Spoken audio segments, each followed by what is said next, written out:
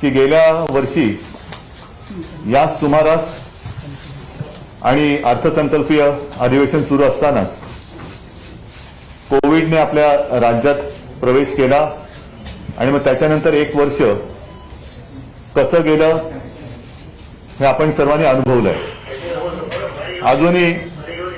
अजूनही कोरोनाचा धोका काही गेलेला नाही, किंबहुना तो परत थोडासा वाढताना दिसतोय। त्या निमित्ताने मी आणि आपलं सरकार आणि माझे सर्व सहकारी आटोकाट प्रयत्न करत आहेत, जनतेला काही सूचना देत आहेत।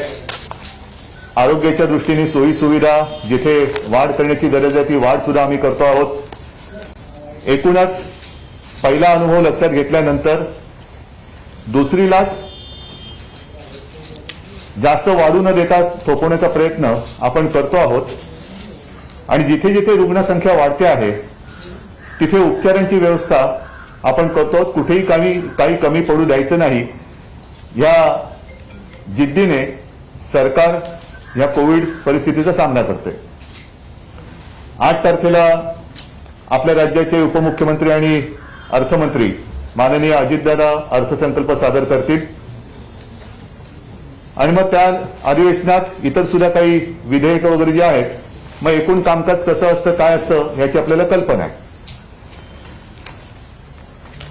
अधिवेशनाच्या पूर्वसंध्येला आपल्याशी संवाद साधताना राज्यातल्या विरोधी पक्ष नेत्यांनी एक प्रेस कॉन्फरन्स घेतली आणि त्याच्यामध्ये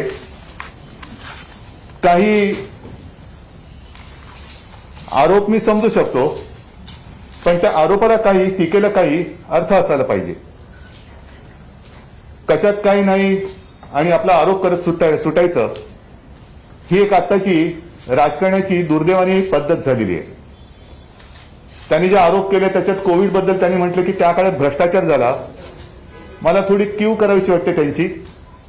ज्या पद्धतीने महाराष्ट्राने पावलं उचलली, संपूर्ण देशात फील्ड हॉस्पिटल ज्याला आपण म्हणतो कोविड केअर सेंटर्स उभारली, एकूणच काय काय परिस्थितीत आपण कसा मार्ग काढला ह्याचा इत्तंभूत मी इतिहास नाही सांगत, तर आपण सगळ्यांनी त्या गोष्टी आपल्या माध्यमातून कव्हर करून जनतेसमोर ठेवलेल्या आहेत।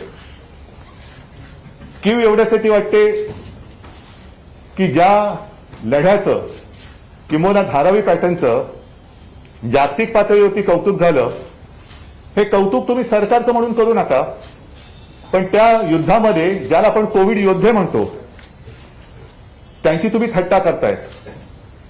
त्यांचं जे काय महत्व आहे, त्यांचं जे काय शौर्य आहे ते तुम्ही नाकारता आहात आणि दुसऱ्या बाजूला कुठून तरी काहीतरी आपले एक फोटो आला पाहिजे म्हणून रोज कोविड योद्ध्यांचा सत्कार चाललेला आहे।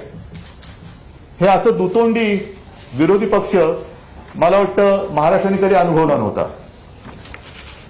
इतरही काही त्यांनी आरोप केलेले आहेत, मुद्दे काढलेले आहेत। सगळ्याच बाबतीत मी काय उत्तर त्यांना देणं काय बंधनकारक नाहीये मला, पण सावरकरांबद्दल जे बोलले, पहिली गोष्ट ती जयंती का पुण्यतिथी ह्याचा त्यांनी अभ्यास करावा। म्हणजे ज्यांना सावरकरांची जयंती कोणती आणि पुण्यतिथी माहित नाही त्यांनी आमच्यावरती आरोप करावा हे हास्यास्पद आहे। सीमा प्रश्नाबद्दल त्यांनी भूमिका मांडलेली आहे, आनंद आहे। सीमा प्रश्नाबद्दल त्यांनी म्हटलं की आम्ही सगळे एकत्र आहोत। सीमा प्रश्नाबद्दल जर एकत्र असाल तर केंद्रात आणि कर्नाटकात तुम्ही आहात, गेले 5 वर्ष वरती आणि खालती तुम्हीच होतात। मग त्यावेळेला हा प्रश्न का सोडवला नाही? आज सुद्धा सीमा प्रश्न सोडवण्यासाठी महाराष्ट्र सरकारने आक्रमक भूमिका घेतलेली आहे आणि या भूमिकेत तुम्ही सोबत येणार असाल तर मग हा सीमा प्रश्न सुटायला काही वेळ लागणार नाही, कारण तुमची भूमिका आमच्या सोबत यायची आहे। म्हणजे सीमा प्रश्नावर केंद्रामध्ये तुमचं सरकार आहे, कर्नाटकात तुमचं सरकार आहे, इथे आमचं भक्कम सरकार आहे महाविकास आघाडीचं। आणि असं जर का हे सगळं त्यांनी 3 पायांचं सरकार म्हटलं, पण ही त्रिसूत्री जर का एकत्र आली तर सीमावासियांना आपण न्याय देऊ शकू। अन्यथा नुसता आरोप करायला बोलाची कडी आणि बोलाचा भात असं विरोधी पक्ष नेत्यांनी, जबाबदार व्यक्तीने असं बोलू नये। मराठा आरक्षणाबद्दल सुद्धा ते मगाशी सोबत होते.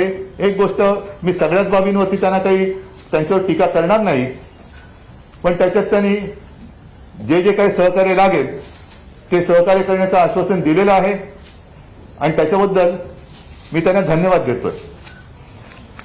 एकूणच काय की अधिवेशन आहे म्हटल्यानंतर काहीतरी बोलायला पाहिजे म्हणून ते बोलून गेलेले आहेत. बाकीचे विषय मी पुन्हा एकदा सांगतो, सगळे विषय मी काही घेत नाही. आपल्याला काही प्रश्न असतील तर आपण जरूर विचारा. प्रत्येक प्रश्नाला मी उत्तर दिल्याशिवाय राहणार नाही.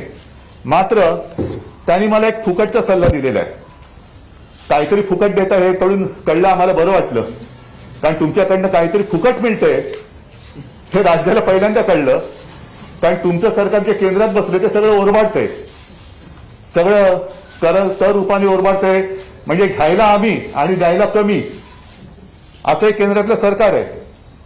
जीएसटीची अजून जवळपास 29,000 कोटीच्या वरती रक्कम येणं बाकी आहे राज्याच्या हक्काची. विजेबद्दल भाववाढीबद्दल तुम्ही जे काय आक्रोश करता आहात तोच आक्रोश डिझेल, पेट्रोल आणि गॅसच्या बद्दल का नाही करत? का आंदोलन त्याच्याबद्दल करत नाही? डिझेल पेट्रोलचे भाव आपल्याला सर्वांना कल्पना आहे की जेव्हा मोदींचं सरकार पहिल्यांदा सत्तेवरती आलं तेव्हा जो काही भाव होता तो 71 रुपयाच्या आसपास होता. आता काही राज्यात 100च्या पार गेलेले आहे. म्हणजे आम्ही विराट कोहलीची सेंचुरी बघतो, सचिन तेंडुलकरची पाहिली, धोनी सगळ्यांच्या सेंचुऱ्या पाहिल्या, पण पेट्रोलची सेंचुरी हे प्रथम अनुभवतो आहोत. आणि त्याच्यामध्ये सुद्धा त्यांनी सेस वाढवलेला आहे. म्हणजे मी जर काय चुकत असेल तर अर्थमंत्री जी बाजूला बसलेले आहेत, दादा मला मी चुकीचं बोललो तर तुम्ही करेक्ट करा. आपण जे काही कर लावलाय त्यांनी सांगितलं ते कर कमी करा, पण आताची जी भाववाढ केलेली आहे त्याच्यामध्ये राज्याच्या वाट्याला काही वाढून मिळालं नाहीये. त्यांनी अशा पद्धतीने कर लावलाय की त्यांच्या तुंबड्या भरणार आहेत. आणि मग जेव्हा 2014च्या आधी काँग्रेसचं सरकार होतं तेव्हा आंतरराष्ट्रीय बाजारपेठेत प्रति बॅरल त्याची किंमत $106 प्रति बॅरल होती. आता किती झालेली आहे तो पण आकडा आहे माझ्याकडे. आता तो पण आकडा तो पण काढतो मी याच्यात ना.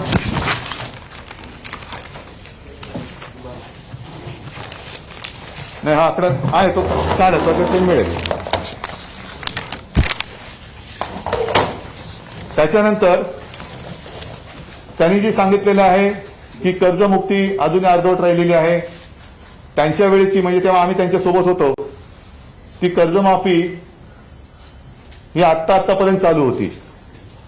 पण एक गोष्ट मला नक्कीच समाधानाने सांगेन, अभिमानाने सांगेन की त्यांच्या वेळेला जे काही शेतकऱ्याला हेलपाटे मारायला लागत होते, जे काही त्याला सगळी प्रश्नावली होती ती सगळी काढून टाकून आधार कार्ड आणि त्या अंगठ्याच्या जोरावरती आम्ही विनासायास कर्जमुक्ती केलेली आहे. कुठेही शेतकऱ्यांची तक्रार आलेली नाहीये. त्याच्यानंतर कोरोनाचं संकट आल्यानंतर सुद्धा जिथे कर्जमुक्तीची रक्कम बाकी होती जवळपास 7,000 कोटी ती सुद्धा आपण दिलेली आहे. आणि ह्या ज्या काही थापा म्हणजे अशा थापा मारायच्या त्या अशा जोरात मारायच्या. सगळंच काही जोरात बोललं म्हणजे खरं असतं असं नाहीये, पण जे बोलायचं ते खोटं बोलायचं ते रेटून बोलायचं हे त्यांचीच वाक्य आहे, हे त्यांनाच लागू पडत आहे. एकूणच काय की आपल्या कच्च्या तेलाच्या बॅरलची किंमत आज $63 आहे आणि पेट्रोलचे दर 100 रुपयापेक्षा जास्त झालेले आहेत. तर अशी ही सगळी बोलगेवडी माणसं ज्या वेळेला एखाद्या जबाबदार पदावरती असतात त्यांना अशा ह्या गोष्टी शोभत नाहीयेत. मगाशी मी सांगितले की केंद्र सरकारकडून जवळपास 29,291 कोटी येणे बाकी आहे आणि मदत व पुनर्वसनासाठी नागपूर विभागातील पूर आणि जूनची अतिवृष्टी त्याच्यासाठी 4,720 कोटी येणे बाकी आहे. का नाही तिकडे बोंबलत? केंद्राच्या इकडे जाऊन का नाही बोलत? हे सगळे विषय झाल्यानंतर मग एका महत्वाच्या विषयाला मी येतो आहे, तो म्हणजे संजय राठोड. एकूण सरकार चालवताना मुख्यमंत्री, उपमुख्यमंत्री आणि ते सर्व मंत्रिपदावरती आम्ही विराजमान झाल्यानंतर आमची जबाबदारी असते ती म्हणजे न्यायाने वागणे. पण गेल्या काही महिन्यात एकूण जे गलिच्छ राजकारण सुरू झालेले आहे तपास हा झालाच पाहिजे, पण हा तपास निपक्षपातीपणाने केला गेला पाहिजे. जर कोणी त्याच्यात गुन्हेगार असेल, जर कोणी त्याच्यात दोषी असेल, तर तो कोणी किती मोठा असला तरी त्याच्यावरती कायद्यानुसार कारवाई झालीच पाहिजे. या सरकारची ठाम आणि स्पष्ट भूमिका आहे. या तपास यंत्रणेवरती आणि या तपासावरती कोणाला एखाद्याला सोडवायचं म्हणूनही दडपण असता कामा नये, पण त्याच बरोबरीने एखाद्याला लटकवायचंच आहे, त्याला आयुष्यातून उठवायचंच आहे, असाही तपास असता कामा नये, असंही दडपण असता कामा नये. आणि हे मी मुद्दामून सांगतो कारण गेल्या वर्षभरापासून अशा काही घटना, अशा काही गोष्टी घडतायत की आम्ही म्हणू तीच पूर्व दिशा. तुम्ही सांगाल तसाच तपास झाला पाहिजे. तपासाला तुम्ही दिशा देऊ शकणार नाही. तपास हा निपक्षपातीपणाने सुरू आहे. आणि मग तुमच्या मनात असं आलं असेल की एवढे दिवस होऊन गेल्यानंतर सुद्धा आज आता संजय राठोड यांनी स्वतःहून राजीनामा दिलेला आहे. त्याचं पत्र सुद्धा अनिल तुम्ही वाचून दाखवा. पण आधी एक थोडंसं मी बोलतो. त्यांनी राजीनामा दिल्यानंतर, बरं आधी ते पत्रच वाचा, मग ते त्याचं आधी पत्र वाचू, मग नंतर मग पुढचं बोलू.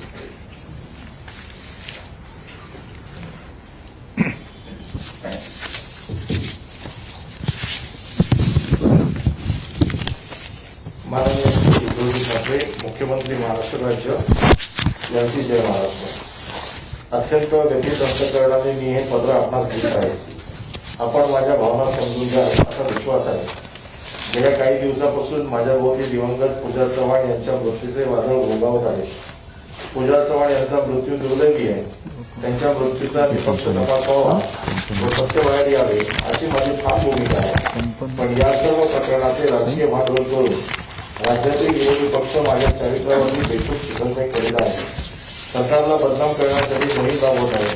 विधानसभा चालूचा देण्याची त्यांची भूमिका लोकशाहीच्या दृष्टीने चिंताजनक आहे.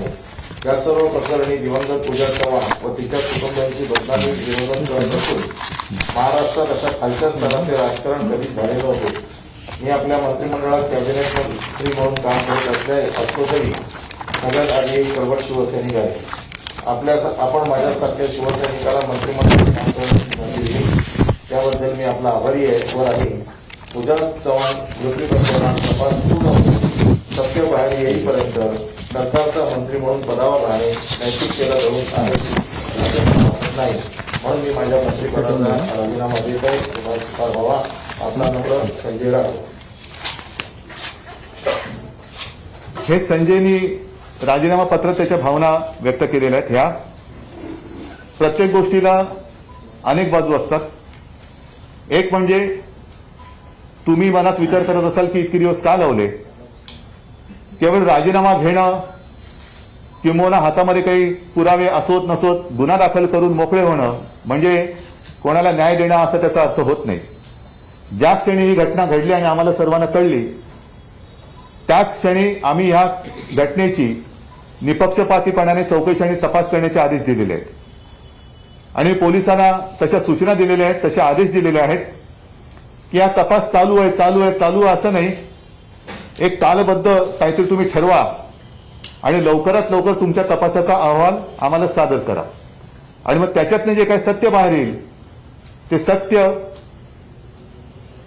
कोणालाही पाठीशी घालणार नाही. आणि कोण जर त्याच्यात आरोपी असेल, कोणी काही असेल तर त्याला क्षमा होणार नाही. पण हे सगळं करत असताना नुसती आदळआपट करून तपासाची दिशा भरकटवून टाकायची, हा जो काही एकूण प्रकार आणि प्रघात घातला जातोय हा फार गंभीर आहे. आधी चौकशी नीट होऊ द्या, तपास नीट होऊ द्या. आणि तपासावरती ही तपास यंत्रणा तीच आहे ज्यांच्यावरती तुमचा अविश्वास आहे. तुमच्या काळात सुद्धा हीच तपास यंत्रणा होती आणि ह्याच तपास यंत्रणेने म्हणजे महाराष्ट्र पोलीस, मुंबई पोलीस यांच्यावरती सातत्याने अविश्वास दाखवला जातोय. पण ह्याच पोलिसांनी त्यांच्या काळात सुद्धा अगदी चांदा ते बांदा ज्या काही घटना दुर्घटना घडल्या असतील, ज्या काही मृत्यूची प्रकरणं घडली असतील, आत्महत्येची घडली असतील, त्यांचा सुद्धा तपास ह्याच यंत्रणेने केला होता. आणि त्यांच्यावरती तेव्हा तुमचा जर का विश्वास असेल तर आता अविश्वास कसा काय दाखवता. शेवटी राज्य कोणावरती चालतं, पोलीस यंत्रणा असेल, इतर सर्व यंत्रणा असतील, ह्या सरकारच्या पाठकाणा असतात, एक मजबूत खांब असतो. आणि त्यांच्यावरतीच अविश्वास दाखवणार असाल तर मला असं वाटतं आपणच आपल्या हाताने पायावरती कुऱ्हाड मारून घेतो आहोत. हे जसं संजय राठोड यांचं पत्र आपल्यासमोर वाचून दाखवलं, त्यांनी दुपारी येऊन राजीनामा सादर केला आणि ही बातमी आल्यानंतर मगाशी मराठा आरक्षणासंदर्भात बैठक झाली, मग आमची मंत्रिमंडळाची बैठक झाली आणि ती संपून मी इथे येत असताना पूजाचे आई वडील आणि तिची बहीण ह्याच मला येऊन भेटले. साहजिकच आहे, त्यांच्या डोळ्यामध्ये अश्रू आहेतच, पण ते अश्रू आणि त्यांच्या भावना ह्या मी मुद्दामून तुमच्यासमोर मांडत आहे. त्यांनी मला एक पत्र दिलेलं आहे, तेही पत्र तुम्ही ऐकलं पाहिजे. सन्माननीय मुख्यमंत्री महोदय, महाराष्ट्र राज्य, पूजा चव्हाण विजय आत्महत्या प्रकरणी होणारी आमची व आमच्या समाजाची बदनामी थांबवण्याबाबत महोदय, आमची मुलगी कुमारी पूजा चव्हाण हिचा दिनांक 7 फेब्रुवारी रोजी दुर्दैवी मृत्यू झाला. कुठल्याही माता पित्यासाठी आपल्या पोटच्या गोळ्याचा मृत्यू हा अत्यंत वेदनादायी असतो. आमची ही वेदना आता कधीही भरून येणार नाही. मुलीच्या अकाली मृत्यूच्या दुःखापेक्षा अधिक त्रासदायक व आक्षेपार्ह म्हणजे माझ्या मुलीच्या मृत्यू संदर्भात जी चर्चा होत आहे तिच्यावर खूप गलिच्छ आरोप लावून श्री संजय राठोड राज्यमंत्री यांचे नाव घेऊन उलटसुलट बातम्या येत आहेत, जे निराधार आहेत. आपण या संबंधीच्या पोलीस चौकशीचे आदेश दिलेले आहेत. आपल्यावर आमचा पूर्ण विश्वास आहे व या घटनेचा तपास वेगाने व्हावा व जे दोषी असतील त्यांच्यावर आपण निश्चितच कारवाई कराल याची आम्हाला खात्री आहे. आमच्या मुलीचा बळी गेला, पण फक्त संशयावरून कोणाचाही बळी जाऊ नये. श्री संजय राठोड यांच्या राजीनाम्याची कोणतीही मागणी आम्ही केलेली नाही. आमची मुलगी गमावली, परंतु या राजकारण करून दररोज होणारे आरोपाने तिचा रोज बळी जातोय. याचे राजकारण करून श्री संजय राठोड यांना आरोपी ठरवून राजीनामा घेऊ नका. तपासामध्ये श्री राठोड किंवा अन्य कोणीही दोषी असल्यास कठोर कारवाई करून न्याय द्यावा, परंतु संशयावरून मुलीवर किंवा कोणावरही आरोप करू नये. श्री संजय राठोड हे समाजाचे नेते आहेत. ते खूप कष्ट करून येथपर्यंत पोहोचलेले आहेत. फक्त संशयावरून त्यांचा बळी घेऊ नये. तपास पूर्ण झाल्यावर दोषींवरती कारवाई करावी. राजकारणामुळे व दबावामुळे घाईघाई कुठलाही निर्णय घेऊ नये. आमचा आपल्यावरती पूर्ण विश्वास आहे. आपण आम्हाला न्याय द्यावा. आपले नम्र लहूचंद्र चव्हाण वडील, मंदोदरी लहू चव्हाण आई व दिव्यानी लहू चव्हाण बहीण. आता काय म्हणायचं याला, ज्या मुलीचा जीव गेलाय त्यांच्या आई वडिलांचा तपास यंत्रणेवरती आणि सरकारवरती विश्वास, आणि ते सांगतायत की याच्यात राजकारण आणू नका, आणि ही लोक त्याच्यामध्ये राजकारण आणतायत. याच्यासारखं दुर्दैव दुसरं असू शकत नाही. आणि म्हणून मला असं वाटतं प्रत्येक पाऊल टाकताना खूप समजूतदारपणाने आणि गांभीर्याने टाकावं लागतं. त्याच्यामध्ये उथळपणा असता कामा नये. कोणाचाही जीव हा महत्वाचा असतोच. ती घटना दुर्दैवी आहेच, त्याचा तपास हा होणारच, आणि त्या तपासाअंती जे काय सत्य असेल ते सत्य स्वीकारलं जाईलच. त्याच्यात कोणाचं नाव असलं, कोणाहीवरती त्याच्यात दोषारोप असेल, काही असेल तर तो कोणी असला तरी त्याच्यावरती कारवाई होणारच. त्याच्याबद्दल त्यांच्या मनात शंका नाहीये. मला असं वाटतं इतरांच्याही मनात तशी शंका असण्याचं कारण नाहीये. आणि म्हणून देवेंद्रजींनी मागाशी मला जो काही फुकटचा सल्ला दिलेला आहे की सत्तेत कोणी किती लाचारी स्वीकारली ती इतिहासात लिहिले जाते, तसंच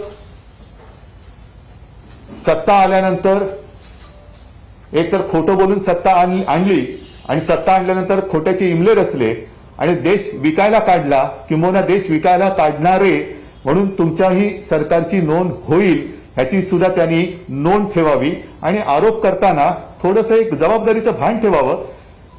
समजू शकतो एक समोर आलेलं चांगलं चित्र स्वतःच्याच कर्माने त्यांनी भंग केलं आणि सरकार पडेल हाही भ्रम आता वर्ष होऊन गेलं. ते काय पडत नाही, उलट आम्ही अधिक मजबूतीने आता काम करायला लागलेलो आहोत. महाराष्ट्राच्या हिताचं, महाराष्ट्राच्या विकासाचं स्वप्न घेऊन आम्ही पुढे जात असताना इतर ठिकाणी त्याचं कौतुक होतंय, पण तुमच्या मनामधले जे काही थोडंसं खतखततंय ती खतखत जरूर काढा. सरकारचं काही चुकत असेल जरूर सांगा, पण कारण नसताना केवळ आपली सत्ता नाही म्हणून महाराष्ट्राची आणि सरकारची बदनामी करू नका, कारण स्वतःच्याच घरचा काळ अशी सुद्धा इतिहासामध्ये आपली नोंद होऊ देऊ नका, हीच माझी त्यांना हात जोडून नम्र विनंती आहे.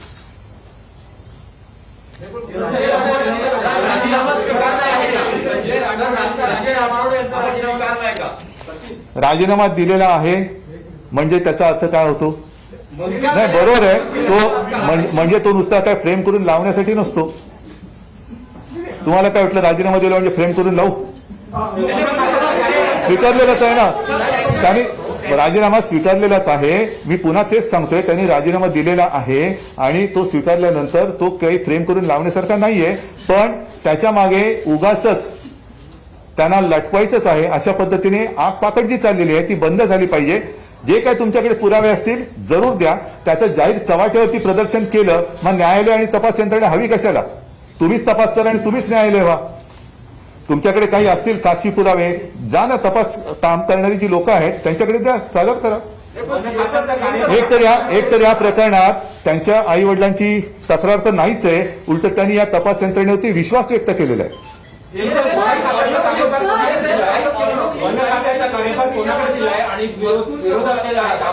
वन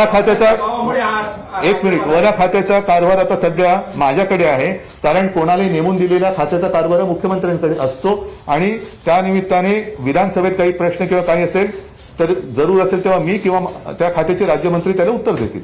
नाही तर आम्ही सगळेजण आहोतच.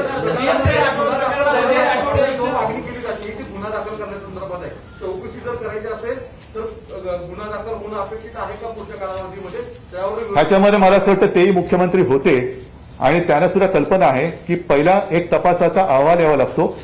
गुन्हा दाखल करून तपास किंवा तुम्ही म्हणताय म्हणून गुन्हा दाखल करणं असं त्याचा प्रकार होत नाही. आता तपास हा होतोय आणि तपासाचा अहवाल लवकरात लवकर सादर होणार हे तुम्हाला सांगितलं, सादर करायला सांगितलेले आहे. त्याच्यात जो काय असेल तो उघड होणार आहे अहवाल.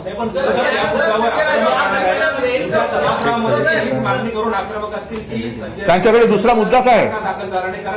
दुसरा मुद्दा त्यांच्याकडे काय आहे? दुसरा मुद्दा काय आहे? मग आणखीन एक गोष्ट सांगतो तुम्हाला, आणखीन एक गोष्ट सांगतो. एडीआर दाखल झालेला आहे. हा, मग सांगा ना. एडीआर दाखल झालेला आहे, त्या एडीआरच्या खालीच ती चौकशी. तुम्ही कायदेविषयी चांगलं बोलत सांगा. या संदर्भात मुंबई पोलिसांनी एडीआर दाखल केलेला आहे आणि त्या एडीआरच्या अंतर्गत ती चौकशी चालू आहे. सीएम साहेब, तुम्ही जसं त्यांच्या आई वडिलांच्या पत्राचा उल्लेख केला तसं त्यांच्या कुटुंबातले काही सदस्य पुण्यातल्या त्या पोलीस स्टेशन त्यांनी सांगितलं त्यांचा काही संबंध नाही, ते विचारलं. मगाशी सांगितलं त्यांनी, हे त्यांनी सांगितले. मला असं वाटतं ब्लड रिलेशन नाही. हा, ते त्यांनी स्वच्छ सांगितलं की त्यांचं ब्लड रिलेशन नाही, हे त्यांच्या आई वडिलांनी सांगितलेलं. हा काही तपासाचा अहवाल नाही, त्यांच्या आई वडिलांनी स्पष्ट सांगितलेलं. मोठीला पण नाही, मैताला पण नाही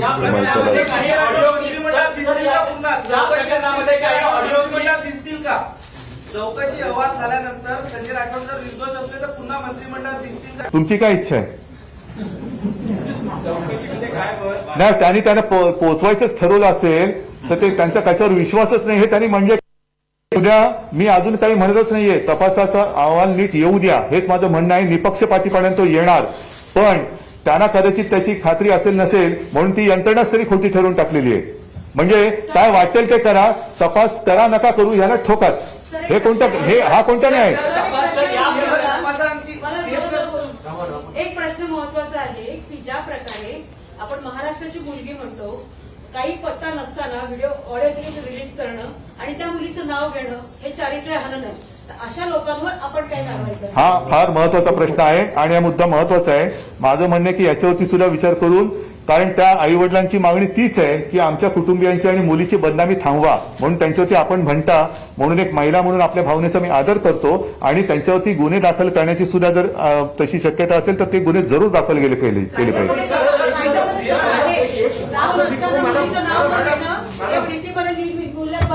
आणि चॅनलवर तुम्ही जेव्हा एखाद्या मुलीचं विनयभंग झाला किंवा नसेल झाला तरी नाव आणि फोटो दाखवणं, त्या कुटुंबाची बदनामी करणं, तेच त्यांचं म्हणणं आहे. पण अधिकार नाहीये आणि राज्य सरकारला आणि विरोधी पक्षांना पण नाही, हे मी पत्रकार असताना सांगते. नाही, आभारी आहे. बदनामी तुम्ही थांबवा. जरूर जरूर जरूर. धन्यवाद ताई. तुम्ही आता ऑडिओ क्लिप फिरवणाऱ्यांना गुन्हे दाखल करा म्हणता. त्यांच्याविषयी ऑडिओ क्लिप आहे, त्यांच्यावर गुन्हे दाखल होत नाही, ईडीआर फक्त दाखल केला असं तुम्ही काय पुरावा कुठे आहे? हा प्रश्न तिथेही म्हणून मला असं वाटतं ह्याच्यात कोणी आतताईपणा करू नये. ज्या काही कोणाकडे पुरावे असतील, काही असेल, ते तपास यंत्रणा आहे, त्या तपास यंत्रणेकडे द्यावं.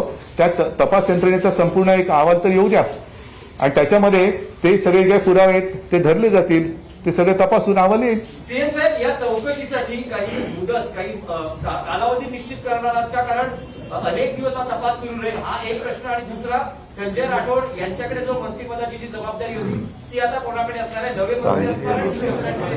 अरे घेतलं ना अरे तिकडे. तुम्ही ऐकताय का नाही हो? मगाशी मुख्यमंत्र्यांनी सांगितलं त्यांच्याकडे. दुसरा प्रश्न असा येतो, तुम्ही संजय राठोड यांचा चौकशी होईपर्यंत राजीनामा घेतला, परंतु धनंजय मुंडे यांच्यावरही अशा प्रकारचे नाही, परंतु अशा महिलांवरच्या संदर्भातले आरोप झाले होते. त्यांच्या संदर्भात वेगळी भूमिका आणि संजय राठोड यांच्याबद्दलची वेगळी भूमिका अशी आहे का? त्यांच्याबद्दल ज्यांनी तक्रार केली त्यांनी तक्रार मागे घेतली. पण आणखीन एक गोष्ट तुम्हाला सांगतो, नाही, यातही तक्रार कोणाची नाहीये म्हणजे याच्यात तर तक्रार कोणाची नाहीच आहे. तरी पण राजीनामा घेतला कारण त्यांनी नैतिकतेला धरून दिलेलं आहे की त्याच्यामुळे अधिवेशनच चालू देणार नाही. हा कोणता प्रकार आहे? मग मी आणखीन एका गोष्टीचा जरूर उल्लेख करेन की गेल्याच आठवड्यामध्ये आणखीन एक आत्महत्या मुंबईत झालेली आहे. तिच्याबद्दल कोणीच का बोलत नाही? जर संजय राठोड बद्दल तुम्ही संशय व्यक्त करता म्हणून त्याच्यावर गुन्हा दाखल करण्याची मागणी करता, ह्या दुर्दैवी घटनेत कुठेही आत्महत्येची म्हणजे सुसाईड नोट नाही, कोणाचे आरोप नाहीत, काही नाही, तरी गुन्हा दाखल करायची मागणी होते आहे. पण दुसरी जी आत्महत्या मुंबईमध्ये झाली त्या आत्महत्येमध्ये 13-14 पानाची सुसाईड नोट आहे आणि त्याच्यामध्ये विशिष्ट नावं लिहिली गेलेली आहेत. आता ती नावं जर का उच्चपदस्थ असतील तर त्यांचाही राजीनामा घेतला गेला पाहिजे आणि मुंबई पोलिसांना तपासाला त्यांना सहकार्य करायला लावलं पाहिजे. अन्यथा जर का ते भारतीय जनता पक्षाचे कोणी असतील तर त्यांना असा कोणाचा छळ करून आत्महत्या करायला प्रवृत्त करायला त्यांच्या वरिष्ठांचा आशीर्वाद आहे का? एका खासदाराने आत्महत्या केलेले 7 टर्मचा खासदार आणि तो 7 वेळा एका मतदारसंघातून जिंकून येतो. जिंकून आल्यानंतर त्याला आत्महत्या करायला मुंबईत येत आहेत आणि दुर्दैवाने त्याच्यात त्यांनी असं म्हटलेलं आहे की इकडे आल्यानंतर इथल्या मुख्यमंत्र्यांवरती आणि पवार साहेबांवरती माझा विश्वास आहे, ते मला न्याय देतील. मग त्याच्यात जी काही नावं दिली आहेत ती जर का भाजपच्या उच्च पदस्थांची असतील तर किंवा कुठल्याही तिथल्या प्रशासकीय अधिकाऱ्यांची असतील तर त्यांना तसा छळ करण्याचा आणि आत्महत्येला प्रवृत्त करण्याचा परवाना भारतीय जनता पक्षाच्या म्हणजे देवेंद्र फडणवीसांच्या नेत्यांनी दिला आहे का? त्यांना आशीर्वाद आहे का? ह्याचं उत्तर मिळालं पाहिजे. कारण जसं इकडे त्या पूजाने आत्महत्या केली तसं त्या डेलकर यांनी आत्महत्या केली. महिला आणि पुरुष हा एक फरक आहे, पण डेलकर यांनी आत्महत्या केल्यानंतर त्यांचं घर उघडं पडलं. त्यांच्या पत्नी त्या पण निराधार झाल्या, त्या पण महिलाच आहेत. त्यांची बाजू कोण का मांडत नाही? त्यांच्यासाठी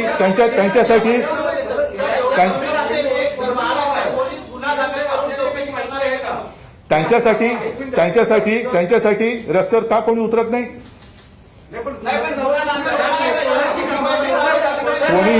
कोणीही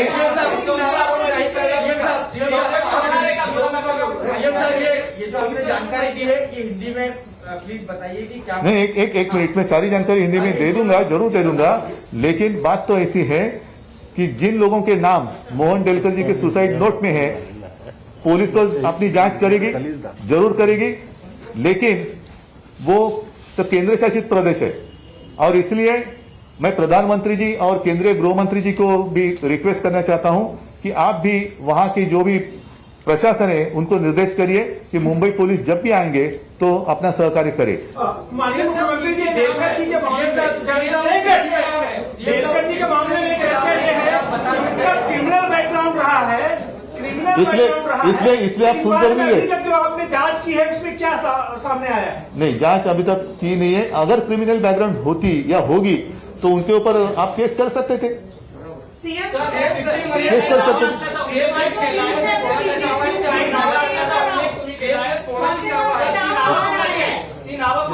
ठीक आहे. नाही, ते तपासाच्या याच्यामध्ये जे आहे ते त्या मार्गाने येऊ दे, त्या मार्गाने येऊ दे. मी उगाच त्यांनी काहीतरी केलं म्हणून मी काहीतरी वेडेपणा नाही करणार.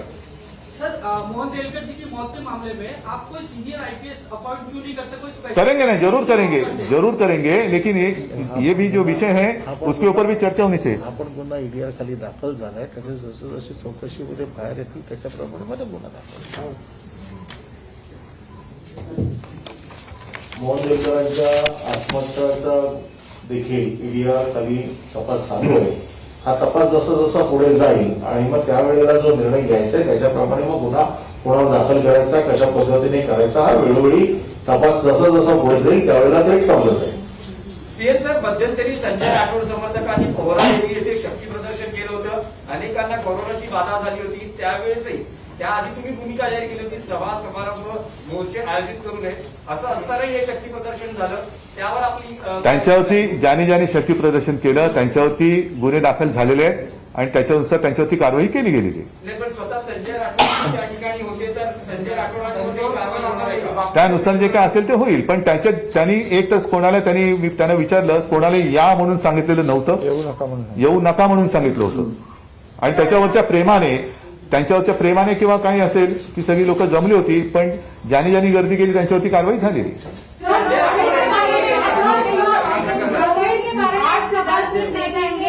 कोरोना वायरस के केसेस का क्या हो रहा है और अभी पिछले 4 दिनों से 8000 से ऊपर केसेस आ रहे हैं. मुंबई हो, पुणे हो, नागपुर, सब जगह पे केसेस बढ़ रहे हैं. क्या परिस्थिति, क्या लॉकडाउन की परिस्थिति? लॉकडाउन की नहीं, आप देख रहे हो कि हम तो सारे मास्क लगाकर बैठे हैं. आप लोगों में से कुछ लोगों ने मास्क पहना है, कुछ लोगों ने नहीं पहना है.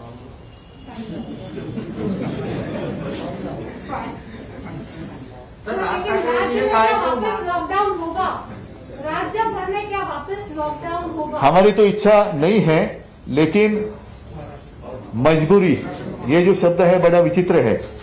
और इसलिए आपने देखा होगा कि पिछले आज का नहीं, पिछले रविवार को मैंने फेसबुक लाइव के माध्यम से लोगों के साथ बात की थी और तब मैंने सारे लोगों को यही कहा था कि जो भी सूचना आपको दे दी गई है उसका पालन करें, मास्क पहने और लॉकडाउन को ना कहे. तेव्हा मास्क काढल्याने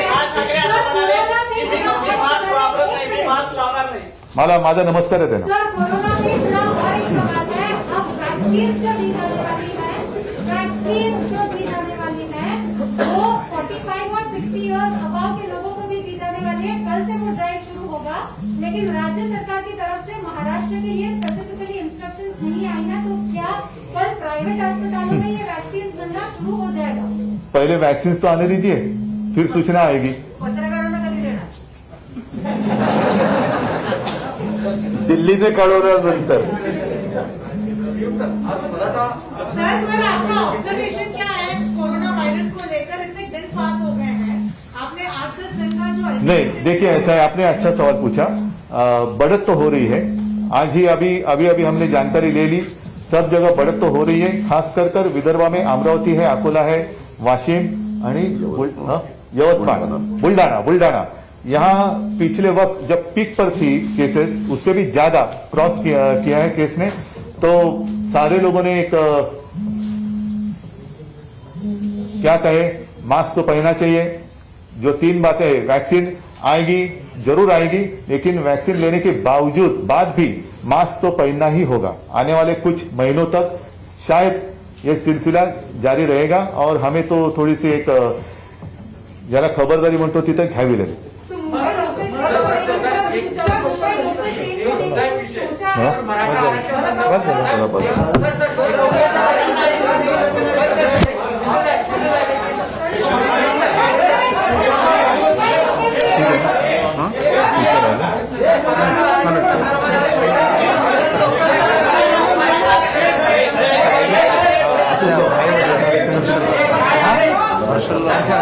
अशोकराव सांगतात मराठा आरक्षणाबद्दल.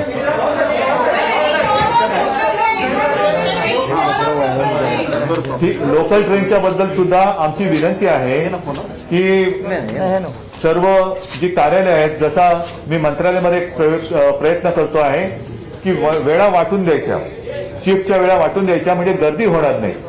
कारण काम तर सगळ्यांना करावं लागतंय, म्हणून ज्याला आपण पीक आवर म्हणतो त्या पीक आवरची विभागणी करावी आणि येता जाताना आणि प्रत्यक्ष कार्यालयाच्या ठिकाणी सुद्धा, कार्यालयामध्ये सुद्धा कोविड बद्दलच्या ज्या काही सूचना आहेत त्याचा तंतोतंत वापर करावा, ही आमची सगळ्यांना नम्र विनंती आहे. मला वाटतं मराठा आरक्षणाबद्दल मराठा आरक्षणासंदर्भामध्ये सन्माननीय मुख्यमंत्र्यांच्या, उपमुख्यमंत्र्यांच्या उपस्थितीमध्ये उपसमिती आणि विरोधी पक्ष नेते देवेंद्रजी त्याचबरोबर राज्याचे ऍडव्होकेट जनरल आणि ऍडव्होकेट थोरात, त्याचबरोबर केंद्रामध्ये आपले असलेले सुप्रीम कोर्टाचे ज्येष्ठ विधिज्ञ श्री मुकुल रोहतगी, श्री पटवालिया आणि अन्य ऍडव्होकेट जे मराठा समन्वयक त्यांची आणि खासदार उदयनराजे भोसले आणि संभाजीराजे यांच्या उपस्थितीमध्ये प्रत्येक चर्चा झाली. त्यामध्ये सद्यस्थितीचा आढावा हा घेण्यात आलेला आहे आणि 8 तारखेला सुनावणी होण्याच्या अगोदर आम्हा सर्वांची एवढीच भूमिका आहे की केंद्राने ह्याच्यामध्ये सकारात्मक भूमिका घेतली पाहिजे. अटॉर्नी जनरलला ह्याच्यामध्ये सुप्रीम कोर्टाने नोटीस काढली असल्यामुळे केंद्र सरकारला आता एक उत्तम संधी आहे की त्यांनी मराठा आरक्षणाच्या समर्थनार्थ तिथे भूमिका घेण्याची नितांत गरज आहे.